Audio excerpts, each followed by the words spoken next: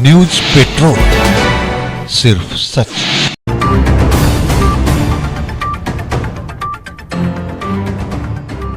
इस वक्त की बड़ी ब्रेकिंग आपको बता रहे हैं प्रतापगढ़ से, जहां प्रतापगढ़ में दिव्यांग युवती ने फांसी से लटककर अपनी जान दे दी।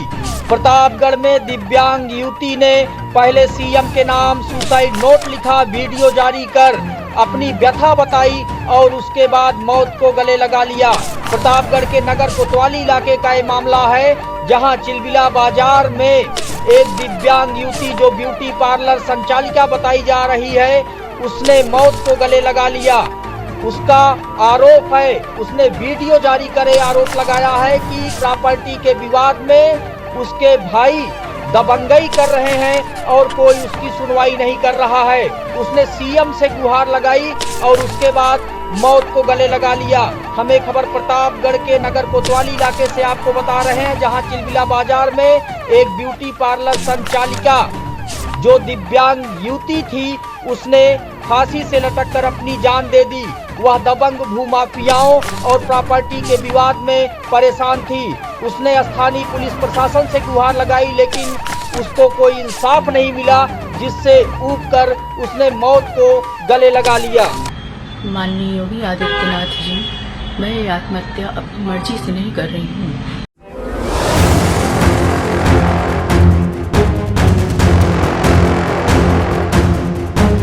मेरे भाई सचिन शशि ऋषि मुझे बहुत तंग करते हैं, वह मेरे भाइयों को बहुत परेशान करते हैं। मनीष, अश्विनी और हर्षित को जान से मारने की धमकी भी दी हैं।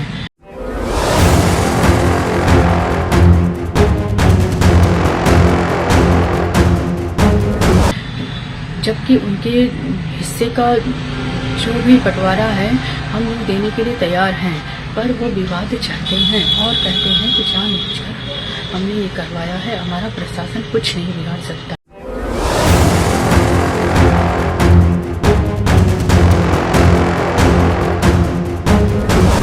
नमस्कार, आप देख रहे हैं न्यूज पेट्रोल। मैं हूं शिवमोहन शुक्ला। न्यूज पेट्रोल में उस खबर की बात करेंगे जो आपको सोचने को मजबूर कर देगी कि क्या जिंदा रहते इंसाफ नहीं मिल सकता।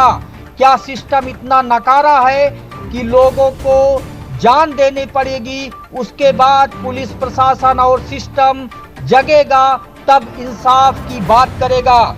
ऐसा ही वाकया हुआ है प्रतापगढ़ में, जहां प्रतापगढ़ के नगर कोतवाली इलाके के चिलबिला बाजार में एक दिव्यांग युवती जो ब्यूटी पार्लर संचालिका थी, उसने अपनी जान दे दी।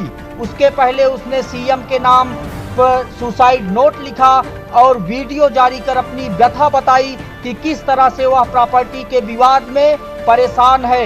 किस तरह से उसने सुसाइड नोट में इस बात का जिक्र किया, आप देख सकते हैं, स्क्रीन पर देख सकते हैं, जहां वह गुहार लगा रही है कि उसकी दुकान पर दबंग भूमाफिया कब्जा करने की कोशिश कर रहे हैं। उसकी दुकान पर ताला जड़ दिया गया और उसकी दुकान के बाहर सशस्त्र गुंडे बैठने लगे, जो दबंग भूमाफिया दुकान पर कब्जा करने की कोशिश करने लगे।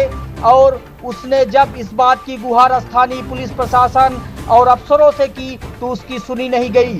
स्थानीय पुलिस प्रशासन ने दबंग भूमाफियाओं के खिलाफ कोई कार्रवाई नहीं की और सिर्फ खाना पूर्ति का काम करती रही। इस बात से नाराज होकर के मृतका ने सीएम के नाम सुसाइड नोट लिखा और वीडियो जारी कर अपनी व्यथा बताई और फिर मौत को गले लगा लिया। माननीय योगी आदित्यनाथ जी, मैं आत्महत्या अपनी मर्जी से नहीं कर रही हूँ। मेरे भाई सचिन शशि ऋषि मुझे बहुत तंग करते हैं, वह मेरे भाइयों को बहुत परेशान करते हैं। मनीष, अश्विनी और हर्षित को जान से मारने की धमकी भी दी हैं। जबकि उनके हिस्से का जो भी बंटवारा है हम लोग देने के लिए तैयार हैं, पर वो विवाद चाहते हैं और कहते हैं कि जानबूझकर हमने ये करवाया है, हमारा प्रशासन कुछ नहीं बिगाड़ सकता। प्रतापगढ़ के नगर कोतवाली इलाके के चिलबिला बाजार का ये मामला बताया जा रहा है, जहां मक्खन लाल जायसवाल की मौत के बाद उनके घर में प्रॉपर्टी का झगड़ा शुरू हो गया। मृतका कंचन ने आरोप लगाया है कि 3 भाइयों सचिन, शशि और ऋषि ने अन्य लोगों की जमीन हड़पना शुरू किया। उनका घर मकान भूमाफियाओं से मिलकर साजिश के तहत बेचना शुरू कर दिया। जहां भूमाफिया गुंडे उसकी दुकान, जो ब्यूटी पार्लर की दुकान थी, और उस पर कब्जा करने की कोशिश की गई और उसकी दुकान में ताला बंद कर दिया गया। उसकी दुकान के बाहर सशस्त्र गुंडे बैठने लगे, उसके साथ मारपीट की कोशिश की गई। इस बात की गुहार उसने स्थानीय पुलिस से भी की, लेकिन उसकी नहीं सुनी गई, तो कंचन ने मौत को गले लगा लिया। इस खबर से आप ये समझ सकते हैं कि किस तरह से भूमाफिया, दबंग और पुलिस प्रशासन की साठगांठ से एक दिव्यांग युवती इस चौखट पर पहुंच गई, जहां उसने मौत को गले लगा लिया और जिंदगी से बेहतर मौत को समझा। इससे नाराज लोगों ने अयोध्या प्रयागराज हाईवे पर जाम लगा दिया, जहां 6 घंटे से अधिक वक्त तक जाम रहा। लोग जाम में फंसे रहे। नेता, जनप्रतिनिधि पहुंचे, लेकिन उनकी एक न सुनी गई। बाद में प्रतापगढ़ के एसपी सतपाल अंतिल ने लोगों को आश्वासन दिया, समझाया बुझाया कि जो भी कसूरवार है उनके खिलाफ कार्रवाई होगी। तो इस बात को लेकर लोगों ने ज्ञापन दिया। सुरक्षा के आश्वासन पर, आर्थिक सहायता के आश्वासन पर ये जाम बहाल हो सका।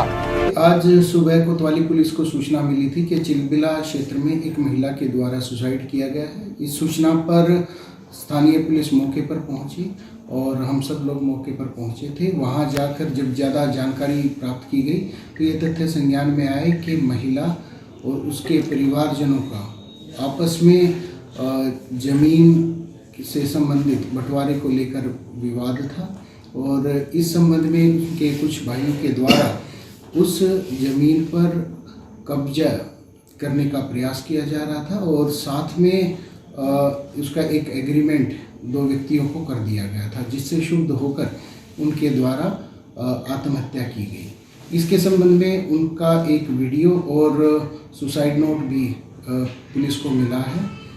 इसके अलावा वहाँ पर अन्य लोगों से भी इस संबंध में विस्तृत जानकारी प्राप्त की गई। परिवारजनों की तहरीर के आधार पर अभियोग पंजीकृत कर इसमें अग्रिम विधिक कार्रवाई की जा रही है। साथ में संलिप्तता के आधार पर कुछ व्यक्तियों को हिरासत में लेकर मामले की गहन पूछताछ की जा रही है और इनके द्वारा सुसाइड नोट में भी और वहाँ पर मौके पर भी परिवारजनों के द्वारा संबंधित चौकी इंचार्ज और वहाँ के स्टाफ पर संलिप्तता का आरोप लगाया था, जिसके क्रम में संबंधित चौकी इंचार्ज और 5 कांस्टेबल समस्त स्टाफ को निलंबित किया गया है। उनके खिलाफ विभागीय कार्रवाई आसन की गई है।